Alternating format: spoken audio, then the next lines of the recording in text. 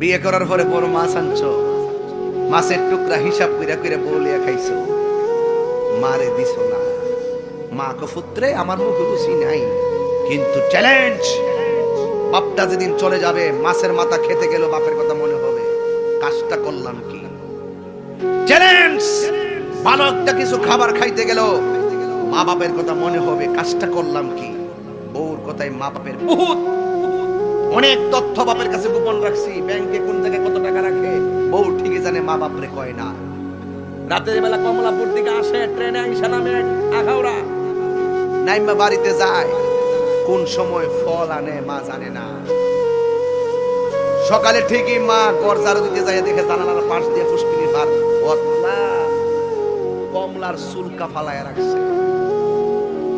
মা কয় ফুল কোন সময় আসলি, দেখলাম যে হাত খালি, কমলা কোন সময় আনছো?